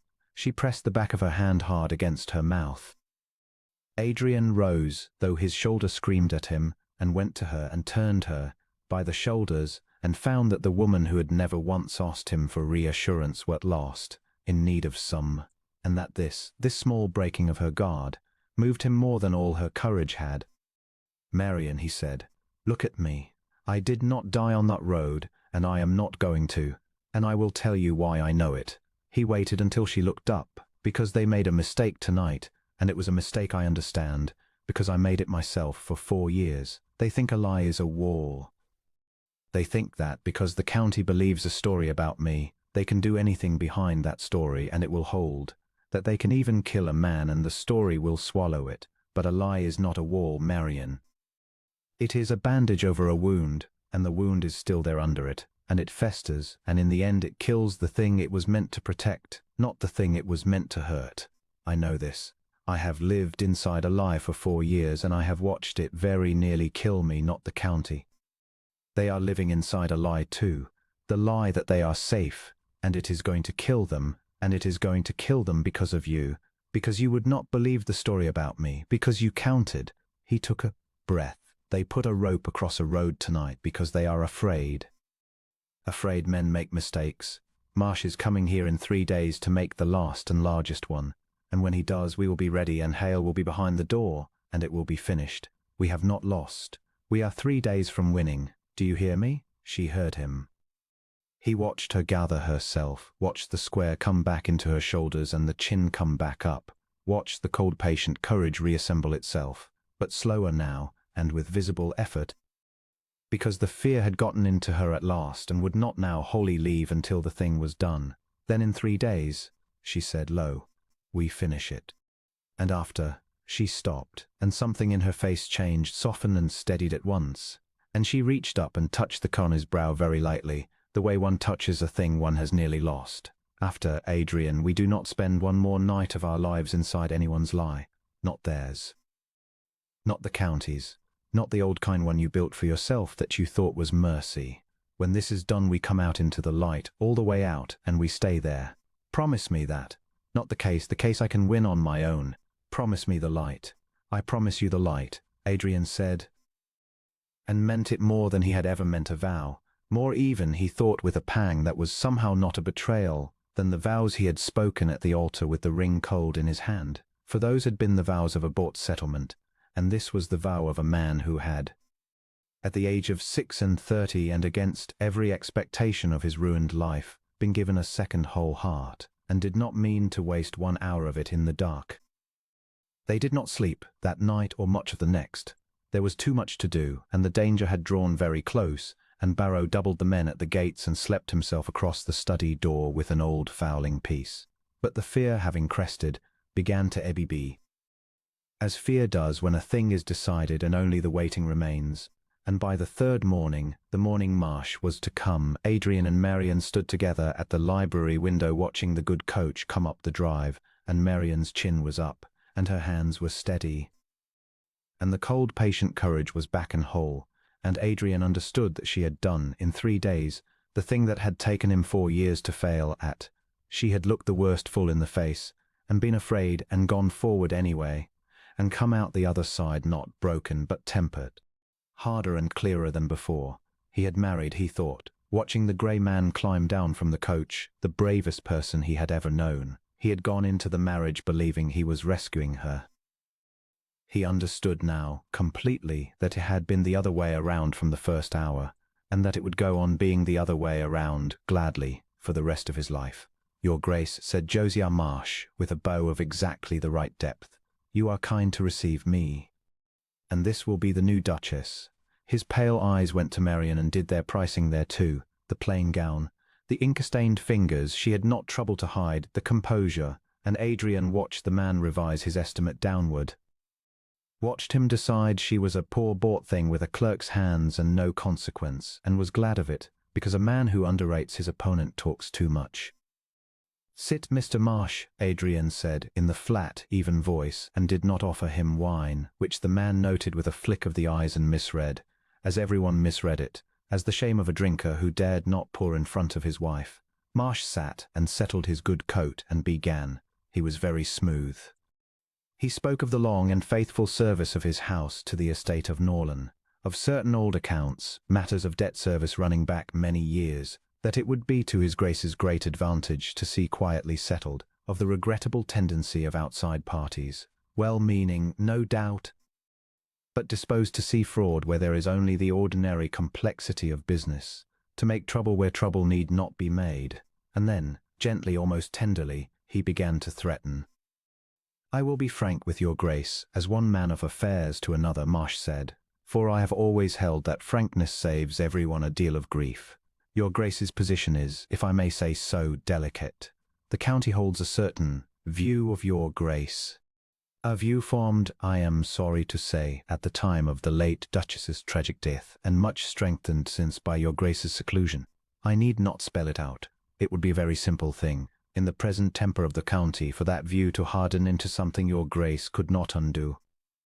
A formal representation, say, to the Lord Lieutenant, that the affairs of a great estate are being mismanaged by a man unfit through habitual intemperance to have charge of them. Such things have been done. Guardians have appointed over lesser ruins than a duke's. He let it sit, soft and deadly. I should be desolated to see it. But a house that has served your grace faithfully cannot always protect your grace from the consequences of your grace's own reputation. Whereas a house that your grace saw fit to keep as a friend, whose old accounts your grace saw fit to settle quietly, without the intervention of magistrates and clerks, such a house could do a great deal to soften the county's view, could put about, even, that his grace was much recovered. Reputations are made and unmade, your grace. My house is very good at both. There it was, the whole of it laid out in a soft grey voice. Settle the fraud in silence, or we will use the lie we built to have you declared mad and stripped of your own estate. Adrian felt Marian go still beside him. He heard, or imagined he heard, the faint scratch of a clerk's quill behind the inner door. You speak of my reputation, Mr. Marsh, Adrian said slowly, as though it were a thing you had some hand in. I speak of it as a man of the world, Marsh said smoothly, who knows how the world talks. You know how it talks, Adrian said, because you told it what to say. For the first time the pale eyes flickered. But Marsh was a professional, and he only smiled and spread his hands. Your grace is distressed. It is understandable. Grief plays strange tricks on a man's judgment, especially a man whose judgment is already. But I say nothing. I came in friendship. I hope to spare your grace and this lady the unpleasantness of an inquiry that could only end one way. Shall we speak of the accounts? Yes, said Marian. Let us speak of the accounts. It was the first time she had spoken, and Marsh turned to her with the indulgent quarter attention a man gives to a wife permitted to sit in on her husband's business, and it was the last mistake he made in that room, for Marian Ashcombe, who had learned the whole grammar of ruin at her father's elbow before she was 16, laid the accounts open on the table between them and took Josiah Marsh apart in front of Sir Edmund Hale's clerk with the calm, remorseless, column by column patience of a woman who had waited her whole life for exactly this. She did not accuse. She questioned. She asked Mr. Marsh to explain, if he would be so good, the nature of the debt his house serviced out of the Duke's household accounts, and when he named a mortgage.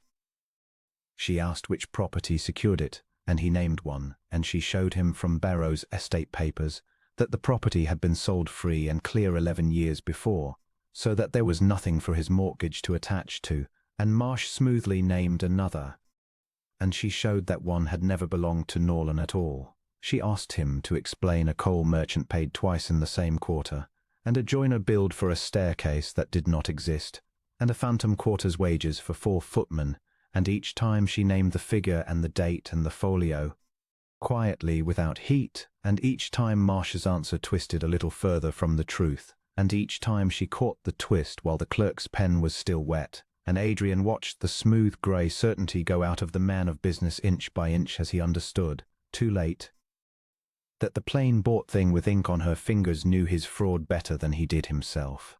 You mistake ordinary business for wrongdoing, Marsh said at last, and there was for the first time a thin thread of real anger under the soft voice. These are complex accounts. A clever woman may make anything look like theft who does not understand the whole. You understand a part. You do not understand. I understand, Marian said, that for 6 years your house has drawn money out of this estate as service on a debt that does not exist. And I understand that you have just, in the last quarter of an hour, named 3 securities for that debt, all of which are false, and I understand that you named them because there is no true one, because the debt is a fiction, because the whole of it is theft dressed as service and always has been. She did not raise her voice. And I understand one thing more, Mr. Marsh, though I have no ledger for it, only a daughter's memory. You did the same to my father. The same men, the same house, the same schemes steered onto the same rocks, the same creditor loudest at the end. You did not ruin the Ashcombs by accident any more than you bled Norland by accident. You do it for a trade. And you came here today to do it again, to frighten a grieving man with a lie you built, into surrendering the proof that would hang you.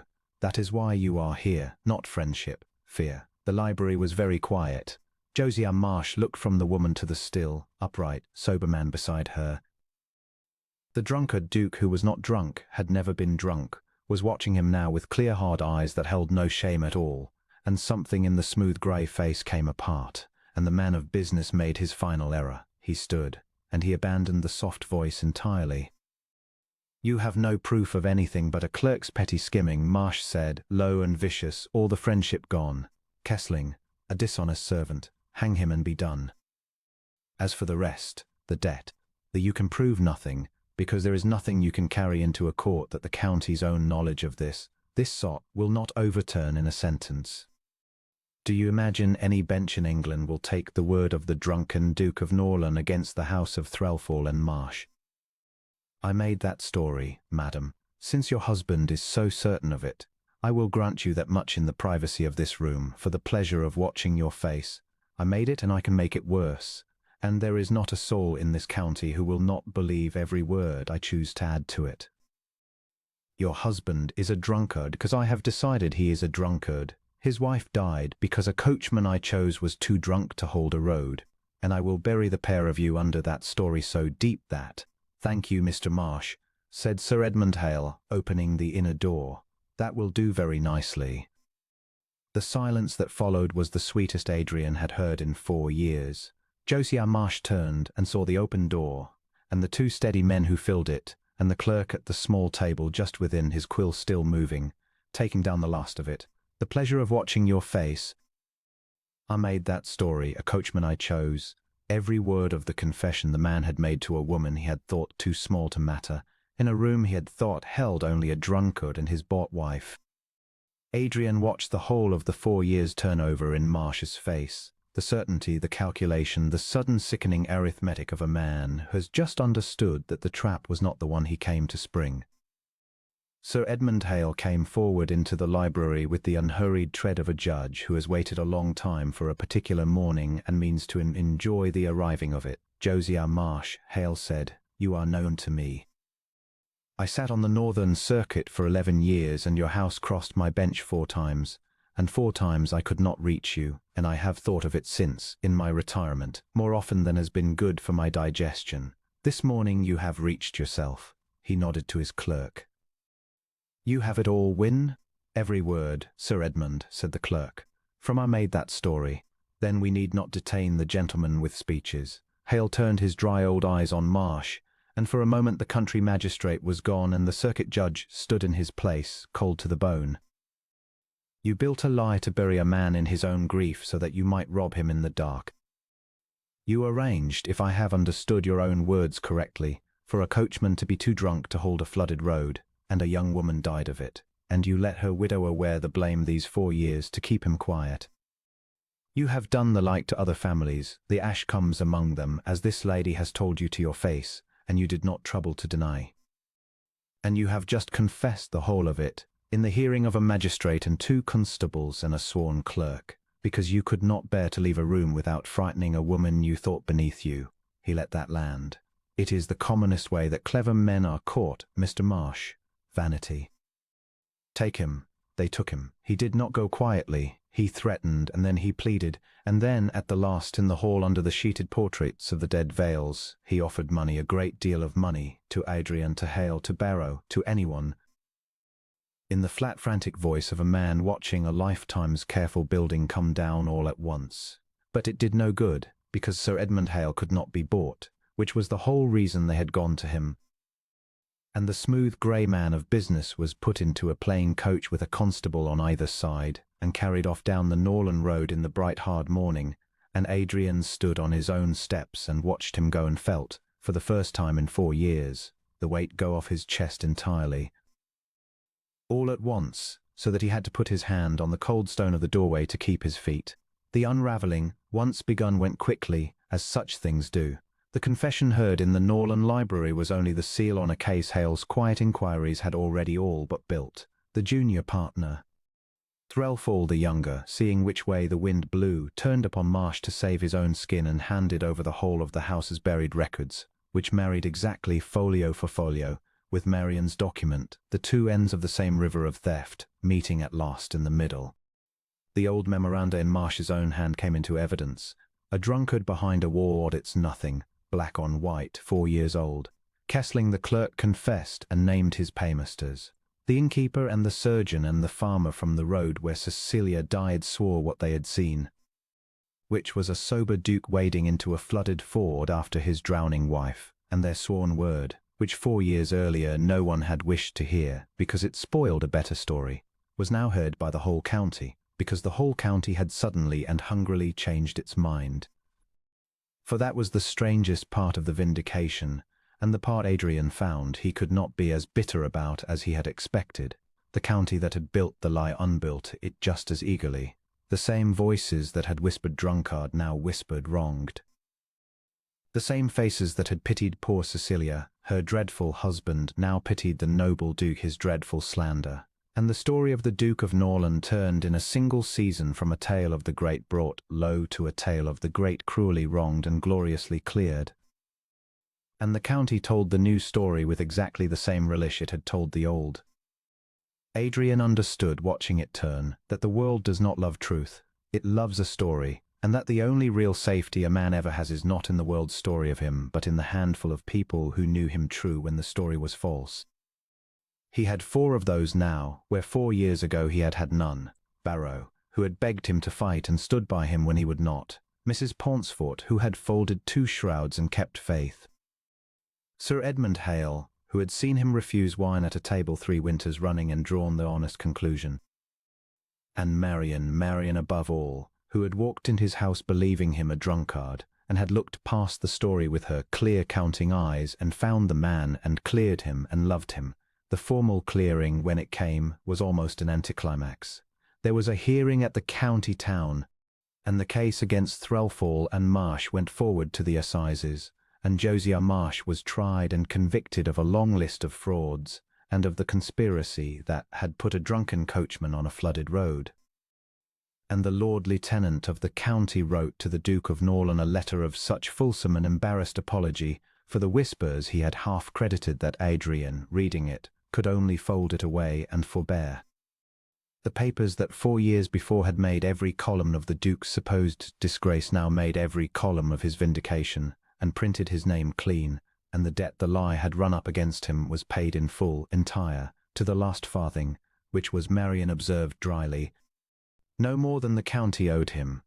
But the clearing that mattered to Adrian did not happen at the assizes. It happened at Norland, in the cold gallery of the Dead Vales. On a morning at the very end of the spring, he took Marian there himself. He had never gone into that gallery willingly in 4 years. It was where Cecilia's portrait was never hung, the empty space Marian had asked about her first week in the house, and now he stood before that empty space with his wife's hand in his and told her, at last and completely, the whole of the night on the flooded road, not the fact of it, which she knew, but the whole of it, the cold water, and the weight of the wet skirts, and the thing he had carried alone for 4 years and never once put into words, and Marian held his hand and let him say it, all of it, to the end. In the cold gallery under the glaring dead dukes, until it was said, and could not unsay itself, and was at last only a grief, and not a wound. She should be hung here, Adrian said, when he could speak plainly again, looking at the empty space. Cecilia, she should have been these 4 years. I would not let them, because to hang her here was to let the county see her, and I could not bear the county seeing her wrapped in that filthy story. But the story is gone now. She can come out of the dark. He was quiet a moment, and there should be another beside her, in time, when it can be painted, because a house should hold both its duchesses, the one who was lost and the one who was found, and there is no shame in either, and no jealousy between them, only, he searched for it, only the whole truth of a man's life, hung up in the light where the lie used to be. Marian did not weep, because she seldom wept, but her chin came down at last from where it had been held up so long and so bravely, and she leaned her head against his arm in the cold bright gallery, and said, "Then let us have them painted, Adrian, both. And let us light this gallery, and open the state rooms, and unsheet the furniture, and take the wall down for good, not for the county, for us. A house is meant to be lived in." And they did.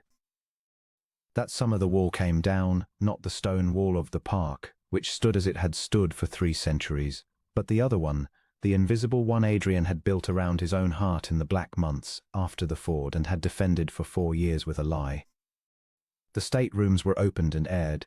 The ballroom that had not been lit in half a decade was lit again, one warm evening in July, and though it held no great crush of guests, for Adrian did not even now much care for crushes, it held the tenants of the Norland estate and the servants, and old Sarah Coyne, who had wept at her cottage door, and Sir Edmund Hale, dry and pleased, and the fiddlers from 3 villages, and the light of 100 candles going up into the crystal for the first time since Cecilia died. Adrian stood at the top of the room with his wife's hand on his arm, and watched his own house full of warm light and living people, and thought that he had spent 4 years believing that to be left alone was the only mercy the world had left for him, and that he had been wrong about that as he had been wrong about so much, and that the woman beside him had known better and had counted and had been right. Cecilia's portrait was painted from a miniature and from Mrs. Pauncefort's memory and from Adrian's own careful, loving description, and hung at last in the gallery in the light, and Adrian found he could stand before her without drowning, that to see her face in the honest daylight, cleared of the story, was not the wound he had feared for 4 years, but the mending of one, and in the autumn the second portrait was begun, of the new Duchess of Norland, in a good gown at last, with her chin up in the way her husband loved, and her clever counting eyes looking out of the canvas straight and unafraid. And when it was finished it was hung beside the first, the lost Duchess and the found one. The 2 women who had each in her own way saved the same grieving man, one by loving him while she lived, and one by seeing him true when all the world had agreed to see a lie. They lived long at Norland and well, and the county, which had told 2 opposite stories about the Duke and believed each of them entire, at last stopped telling stories about him altogether, which was the thing he had wanted most of all. He was not, in the end, remembered as the drunkard, nor even, particularly, as the wronged and gloriously clear Duke of that one dramatic season. Those stories, like all stories, wore thin and blew away. He was remembered by the people of his own land who saw him daily and had no need of stories, as a quiet, upright, unexpectedly gentle man who had come back from a great grief by the grace of a plain-faced wife who kept his accounts and held his hand, and who was never, in all the long years of their marriage, once seen to take a drink, a small, dull, unfashionable temperance that had, when it mattered most, been the truth that the whole clever cruelty of Threlfall and Marsh had never thought to check, because it made a worse story, and because worse stories are the ones the world prefers. But Marian had preferred the truth. She had preferred it her whole life. At her father's elbow, and in a strange dark house, and in a cold library over a robbed man's ledgers, and she had counted it out, column by column, until it stood plain in the light where anyone might read it, and Adrian Vale, 6th Duke of Norland, who had once bought a wife to be left alone, and had gotten instead the one thing he had never dared to want, to be seen, and known and loved for the true and grieving man behind the lie, spent the rest of his long life being grateful, on the terrace at evening, in the lit gallery, in the warm and living house, that of all the ruined families in England the strange arithmetic of his own broken heart had chosen hers. There was one visit, in the autumn after the assizes, that Adrian would remember all his life as the true close of the old story. Marian asked to go to Wexley. It was a hard thing to ask and a hard thing to grant, for Wexley was where her father had died, where the Ashcombe ruin had run its whole slow course, and the house itself had been sold to strangers years since. But there was a churchyard there, and in the churchyard a grave, and Marian had not stood at it since the day she buried him, having been too poor to travel, and then too proud to go back a bought bride, and then too deep in the case, and now, with the case won and the men who had broken her father convicted and shamed before the whole country, she wished to go and tell him so. So they went, the Duke and Duchess of Norland, in a good coach with a good pair, the long day's journey west to a country neither of them had seen in years. And Adrian stood back among the yews while his wife went alone to the plain grave of the vain, weak, flattered man who had run up the debts that sold her. And he watched her stand there a long time in the thin autumn sun with her chin down at last, and her head bare. He did not hear what she said. It was not for him to hear. But when she came back to him among the yews her face was wet, for the first time in all the months he had known her. The cold patient courage laid down at last over her father's grave, where it was finally safe to lay it, and she took his arm and said, I told him it was not his fault. That better men than he had been broken by those same hands, and that the shame was theirs and I had made them wear it, and that he could rest now. I do not know if the dead hear, but I have wanted to say it for 4 years, and now it is said. She was quiet a moment, and I told him about you. That the strange arithmetic of 2 ruined houses had married the wrong daughter to the right man, and that I was happy at last, and that he need not worried for me, in the end. She looked up at him, wet-faced and steady. I think he would have liked you, Adrian. He liked people who were kind. It was rather his ruin, in fact. He was so easily charmed by kindness that he never learned to tell the true kind from the false. But you are the true kind. He would have known it, I think, in a sober hour. He had them, sober hours, not enough of them, but he had them. And Adrian, who had never met the man and had every reason to hold his memory in contempt, found that he could not, standing among the yews with the man's grieving daughter on his arm, and understood that forgiveness, like grief, is not reasoned into but lived into, and that Marian, who had forgiven her father years ago, had been quietly teaching him all these months how the thing was done. They drove home the next day, and the country greened and then gried, and then, as they came up into the north, gold with the turning of the year. And somewhere on that road Adrian understood that both their old stories were finished now, hers of the ruined father and his of the drowned wife and the wall, and that the two of them were driving home in the plain autumn light into a story that had no shape yet at all, that was theirs to make. That no man of business or county gossip or lie had any hand in. It was the first wholly free thing he had felt in 4 years.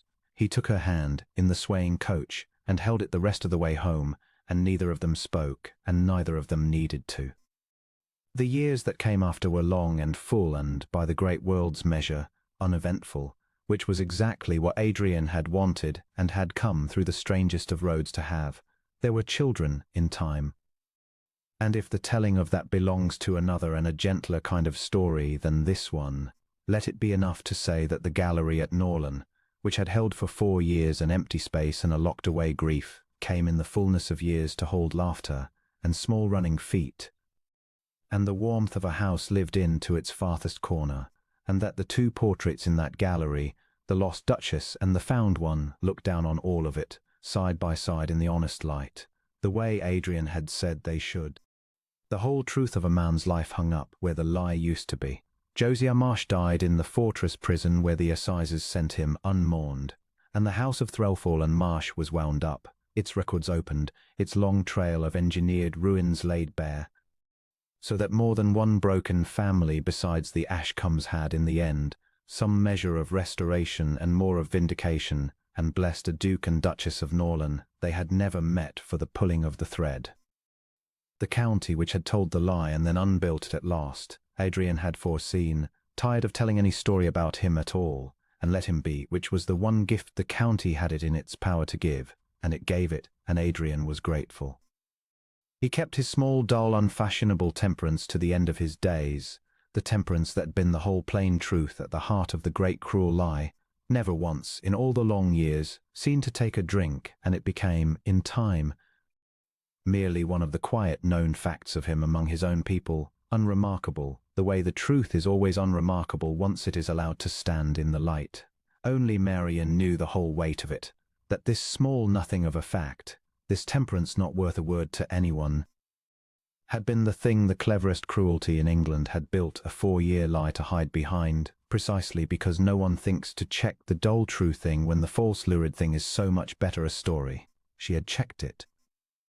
She had refused the better story and counted out the dull true one, column by column, until it stood plain, and that, in the end, was the whole of what she had done for him, and it was everything. On the evening of their 10th year, they walked the East Terrace together in the long gold light, as they had walked it 1,000 times, the terrace where he had walked alone for 4 years, and where she had first told him she loved him and given him back his life. They were neither of them young now. The park stretched away green and gold below them, and the yews stood black against the west, and the great house behind them was lit and warm and full. Marian had her hands behind her back, in the way he had loved from the first, thinking hard about something, and Adrian waited, because he had learned that when she thought like that, something worth hearing usually came of it. "I have been reckoning it up," she said at last, "the whole account.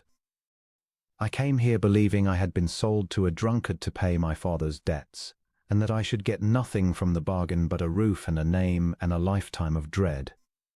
And instead, she stopped and looked out at the gold light on the park, and Adrian saw her doing the arithmetic she had done all her life, the cold sum of a life's and losses, and coming out, this time on the far side of it, at a number too large to bear in any way but gladness. Instead, the sum came out larger than I had any right to hope. It always did with you, from the first afternoon. I only had to point out which way." She turned to him, and her plain dear face was gold in the light, and her chin was up in the way he loved, and she said, "They told me a lie about you, Adrian, and the lie nearly cost us both everything. But I have decided I am glad of it, in the end. Glad of the whole cruel wrong of it, because the lie sent me here to a man I should never otherwise have met, and I would not now unmake a single hour of it, not the dread nor the ledgers nor the rope across the road, if unmaking it meant unmaking this. That is my final reckoning. The account is closed."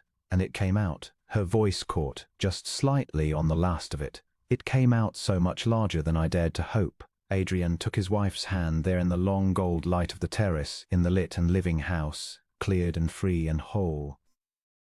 And he thought of the grey February afternoon when a frightened woman had stood in his library and told him she had stopped believing the papers people sign about each other, and he thought that of all the sums Marian Ashcombe had ever reckoned, this was the truest. That the strange arithmetic of 2 ruined houses and 1 cruel lie had, against every expectation, come out at last on the side of love, and he raised her ink-stained counting hand to his lips and held it there and did not let it go.